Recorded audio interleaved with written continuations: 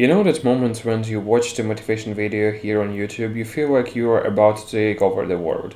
Your energy level is over the roof, and you can imagine how you have achieved all of your goals, so you decided to put out the work.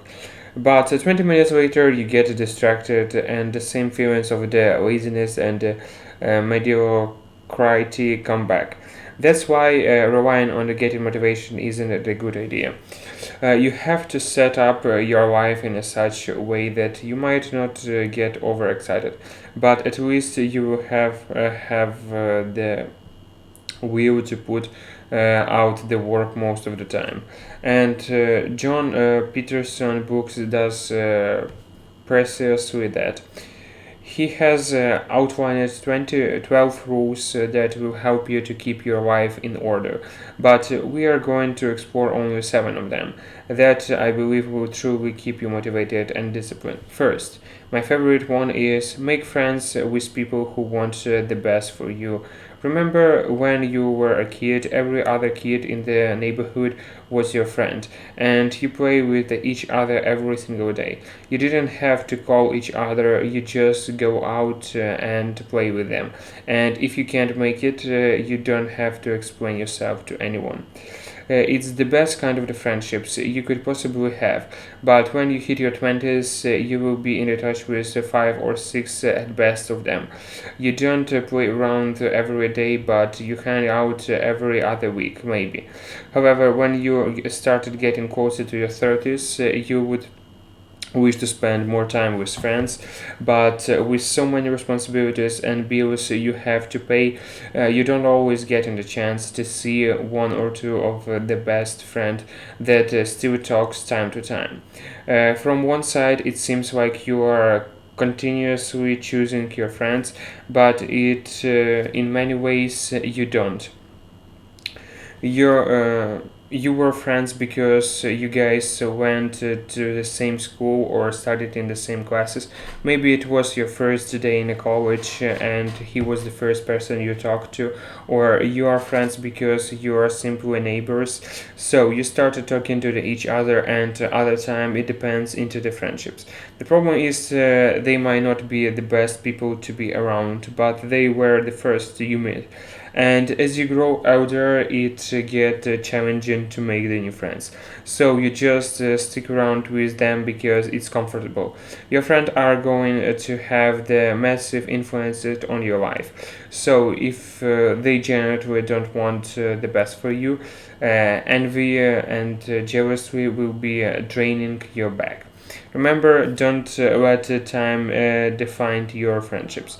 If someone brings negatively into life, don't be afraid to move on and to make the new friends. The world is filled with the beautiful people who could make your life brighter. Second, set your house in the perfect order before you criticize the world. The other day, I was hanging out with the friends, and one of the guys started talking about the billionaires are running the world. They are destroying the jobs, mistreating their employees, creating horrible jobs, and demanding the environment and causing the climate changes out of greed. I'm not going to try to defeat anyone here because, in some ways, that's true. The world isn't sunshine and rainbows. But the question should be, what are you trying to achieve with your criticisms? It might make you feel good about yourself, however, you are also part of the problems. Aren't you driving your car using all the services there's giant corporations are offering? Well, how about you to take the different paths instead of the pointing fingers? Take care of your house first. Of course, you can never be perfect, but you can try to change as many things as you can. Are you not happy with your paychecks? Well, you are working as hard as you should be. In your career? Probably not. Have you taken full advantage of all the opportunities you were offered? I think I know the answer. Are you having house issue? Well, do you have habits that are destroying your house? A wise man once said, if each person would work hard on making himself a better person, then the world would automatically change for the better. Compare yourself to who you were yesterday, not to someone else is today.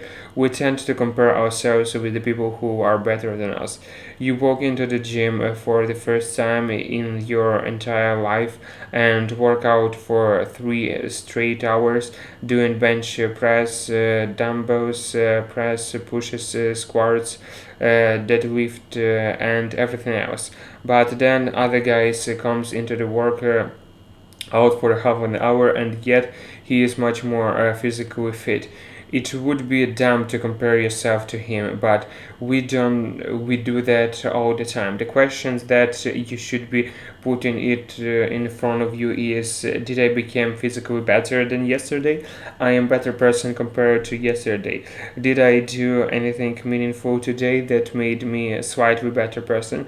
If the answer is no, then you should feel bad about yourself, because you just wasted an entire day without making any progress or whatsoever. There is nothing wrong with being financially less successful than your friends or physically less attractive than your neighbor. You are the unique individual. Your circumstances are different. You are born in the different parents in the different places with a different set of the trends. Fourth, stand up straight with your shoulders back in school. There is at least one kid who will get bullied because there is always the predator who is looking for his victim. That kind doesn't randomly get bullied. You don't want to intimidate someone who will fight back. So when you are walking around with your shoulders down, you give the image of the good little guy, but who can't even stand for himself. Even when you grow up, the image of your portraying about yourself is going to have the most significant influence on how people are going to treat you. Just by standing straight with your shoulders back, you are sending the message that you will fight back if someone strikes. But it also means you understand that accept the terrible responsibility of the life. With eyes wide open, people will assume that you are the competent and able. That will only boost your confidence. Your conversations will flow better with fewer awkward pauses. This will make you more likely to meet people, interact with them, and impress them. Doing so will not only genuinely increase the probability that good things will happen to you, but it will also make those good things feel better when they do happen. Fifth, pursue what is meaningful. When we choose that what to do in the life, we often give the priority to what pays the bills, and don't blame anyone for doing that, especially if you have responsibilities on your shoulders. You have to mortgage maybe kids, so on matter that what to do out there in the office. As long as your family is taken care of, it doesn't matter. But what usually happens down the roads is that, especially in the long run, you are going to feel empty inside, which leads to depressions. And I am not even talking about doing what you love, because that's luxury, and the most people in the life unfortunately never achieve that. And someone's is not also their fault. Circumstances might force you to take the different path. Sometimes people just don't know what they want, what inspires them, or what makes them happy. But at least if you do what you believe is meaningful, you will have sense of the feelings that your life matters, that you are not merely living, but instead making the world slightly better. 6. Assume the person you are listening knows something you don't. You already know what you know, unless your life is perfect. That you know is not enough. Don't you get into trouble conflicts? Aren't you time to time talking terrible decisions, or just maybe a famine? Are you happy with your financial situations or career? Are you depressed or anxious? You know why? Because you are arrogant. I'm not saying you're dumb, but there is still plenty of the things you haven't figured out yet. and whoever you are talking to knows something you don't, because he lives a completely different life, experience many different things that you haven't, meet people you don't know. So instead of turning every conversation into an argument, always assume the person you are listening to knows something you don't. Seventh, be precise in your speech. Imagine waking up in pain, you are sick, and maybe even dying slowly. If you refuse to tell your doctor about your pain, then what have you on specified disease, and you have to rely on the doctor's skills to figure it out. The chances of your recoveries are significantly lower. But if you talk to your doctor, all those possibly terrible diseases will turn into just one terrible disease, or just disappear into nothing. Most of our problems are a result of the miscommunications. How many families were torn apart because one or both of them weren't precise about what they didn't like about their relationships? How many times you start a dialogue and then it turns into the argument about something completely different? So be careful with what you tell yourself and others. Choose your words carefully, organize those words into the correct sentences, and those sentences into the correct phrases. By applying these 7 rules in your life, you will bring your life in order, and that will help you to stay focused and motivated to pursue that goals.